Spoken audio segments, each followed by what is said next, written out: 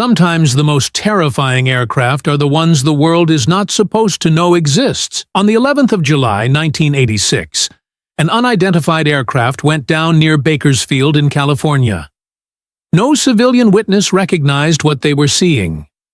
The Air Force said nothing. The debris disappeared almost instantly. As reporters swarmed the family, the fallen pilot's father, still in shock, could only hint at the truth by admitting that his son worked on something so restricted that he was forced to take a lie detector test every 3 months.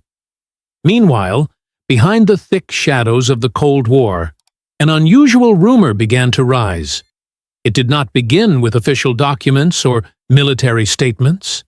It appeared through whispers, through blurry magazine covers, and, unbelievably, in the aisles of toy shops. Because someone had released a $10 plastic model of a futuristic jet that looked so convincing that members of Congress began demanding answers. Military leaders were scrambling to control the fallout. Soviet analysts were quietly buying the toy kits to study them. It felt like the plot of a strange 1980s film, but it was happening for real. This aircraft had no public unveiling, no photographs, and no official recognition. Yet somehow the entire world knew its name, the F-19. Was this truly the ultimate American black project, hidden so deeply that even elected officials were not allowed to know it existed? This is the story of a jet that blurred the border between fact, fiction, and Cold War anxiety. A fighter so secret that the only thing stealthier than its design was the possibility that it might not exist at all. In the mid-1980s, speculation was spreading through aviation communities with incredible speed. Rumors suggested that the United States military was testing something entirely new out in the desert. Not just another experimental prototype. Something that could slip through radar as if it were invisible. The government denied everything. Officials laughed the idea away, brushed off every question, and treated anyone who pushed too hard as if they were chasing fantasies. Seeing opportunity in this growing mystery, the Testors Corporation, known for its remarkably accurate scale models, quietly released a new kit, the F-19 stealth fighter. It looked like a fusion of science fiction elegance and Cold War tension, appearing like a mix between the SR-71 and a futuristic television prop. To the average person, it was simply a fun idea. But to aviation enthusiasts, it seemed dangerously believable. One morning in early May of 1986, a sharp-eyed reporter and model enthusiast named Tim Gaffney noticed the F-19 information sheet inside an Ohio hobby shop. He immediately understood that this was the first serious attempt to visualize the rumored invisible aircraft. And because Tester had a reputation for uncanny accuracy, he wondered whether the model revealed something the Pentagon refused to admit. He published a front-page story with a playful headline declaring that the stealth fighter was a secret, but the model was not. The reaction was explosive. The Associated Press spread the story worldwide. Overnight, the little plastic jet became a national sensation. CBS Evening News sent a camera crew to film the model, while newspapers across the world printed photographs of it. Television anchors began asking the Tester company about this mysterious jet that supposedly could not be discussed. For a firm that had barely done any marketing, it was as if fortune had suddenly arrived. But now, the entire country was asking one question. How could a toy company get closer to the truth than the United States military was willing to go? The sensation did not stay limited to aviation fans. It reached Congress. The idea that a $10 kit might expose classified secrets alarmed several lawmakers, including Ron Wyden of Oregon. In June of 1986, he held up the model in a hearing and demanded to know whether American security had been compromised and whether the military was secretly building an invisible fighter. Only a few weeks earlier, the chairman of Lockheed, Lawrence Kitchen, had admitted that the company had lost 1,460 classified documents connected to its top-secret stealth program. Wyden pressed the executives, asking why Congress was being denied information while children across the country could buy a model of the aircraft in a toy aisle. Evidence in the press kept fueling speculation. A few years earlier, an internal Navy and Marine Corps budget document mentioned an A-19 aircraft among possible attack plane proposals.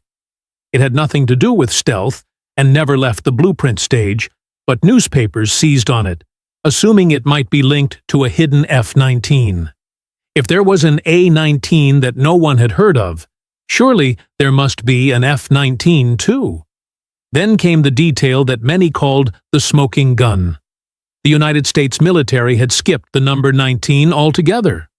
Under the fighter numbering system created in 1962, aircraft followed a sequence: F-14, F-15, F-16, F-17, F-18, and so on, with only the number 13 omitted for superstition. So when the next fighter unveiled in 1982 was the F-20 Tiger Shark instead of the F-19, the public believed the Pentagon had deliberately jumped over the number. To many, it was not an oversight, but a clue. Proof that the number had been set aside for something hidden.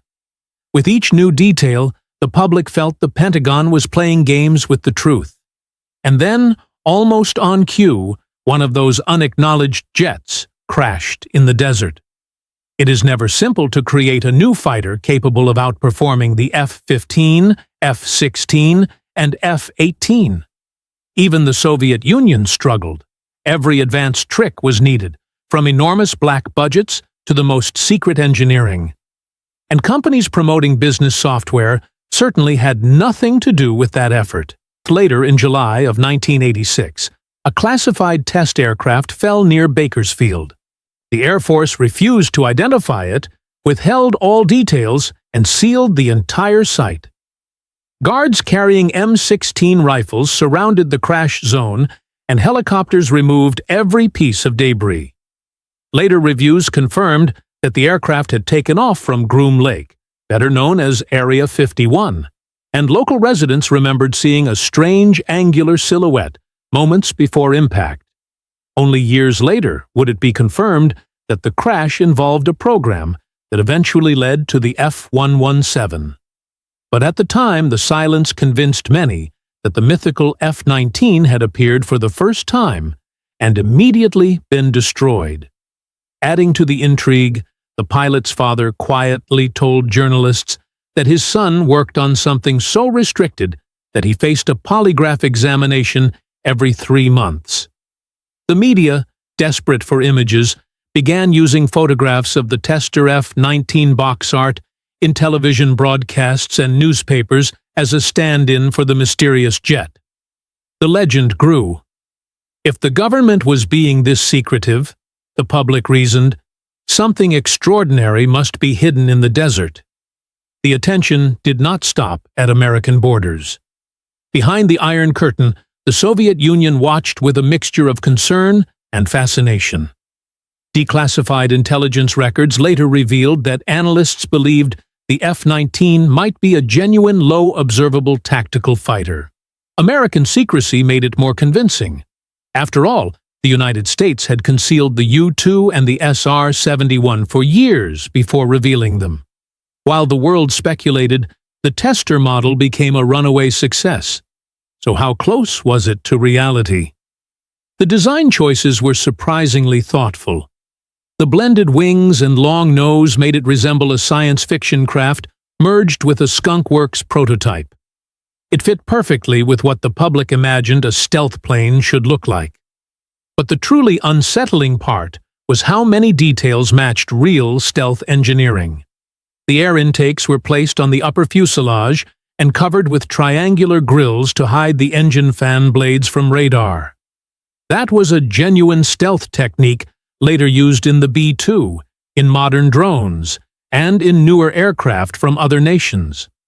The model showed a flattened exhaust with vents that mixed cool air with hot gases, another real method of reducing heat signatures, similar in principle to the way the F-117 blended bypass air with its exhaust. Even the tail fins were angled inward in a way that mimicked the early have-blue prototypes, a technique used to scatter radar waves. Any single detail could have been a lucky guess. Combined, they were uncomfortably close, but not everything in the model reflected reality. The Tester airframe had smooth curves, almost like an elegant sports car, while true stealth aircraft of that era relied on sharply faceted surfaces precisely angled to deflect radar. That brutal geometric approach was the secret behind genuine invisibility. So, how did Tester get this close without classified access? The answer lay in the designer, John Andrews. He studied basic radar physics, considered rumors about an SR-71 successor, and used logic to fill the gaps. He never saw a restricted aircraft, but he understood what stealth required. Hide the fan blades, cool the exhaust, avoid vertical surfaces. His design was not accurate, but it was believable enough that people assumed he had uncovered real secrets. It was, in truth, an extraordinary coincidence born from educated guesswork.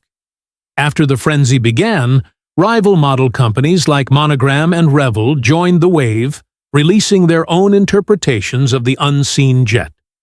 Monogram even named theirs the F-19 Spectre, giving it a ghostly personality.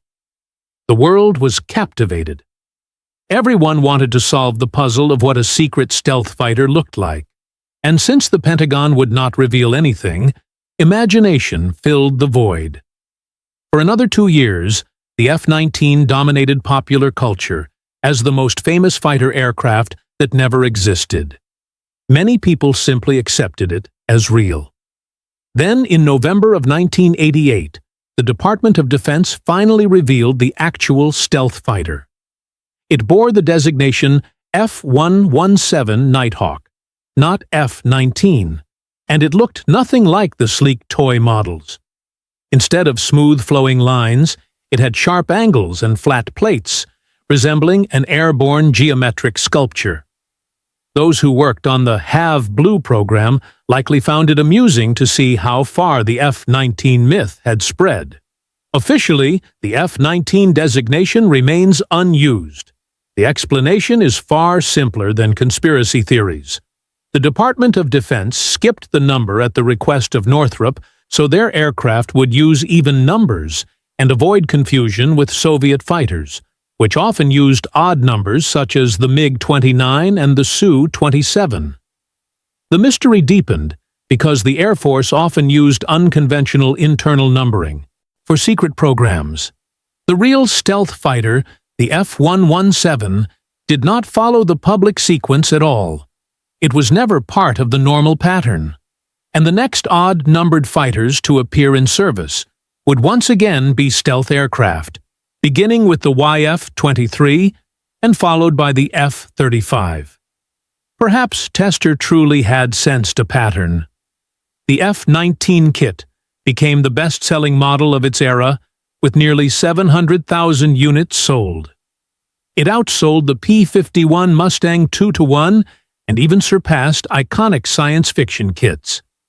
It appeared in major entertainment, including Tom Clancy's 1986 novel Red Storm Rising, where the fictional F-19, a Ghost Rider, aided NATO forces.